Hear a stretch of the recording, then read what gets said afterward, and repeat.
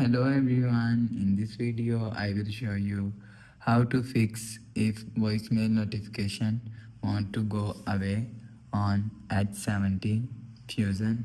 Let's start the video. First of all, if you want to fix this problem, restart device, just click and hold side power button and volume up button at the time and restart device from here. After restart device, go back to home screen. You will see your problem is solved. But if it not solved, go to app library, scroll down to and click on settings app. Now in setting, scroll down and click on phone app. Click on apps. After click on apps, search phone app from here.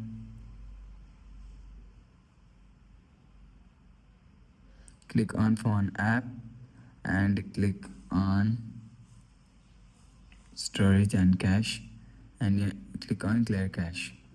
After click on clear cache, go back to home screen.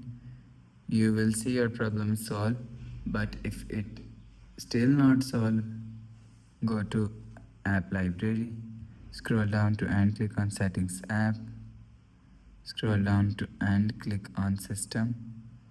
After click on system, click on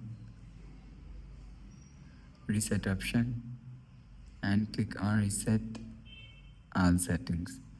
After click on reset all settings, go back to home screen. You will see your problem is solved.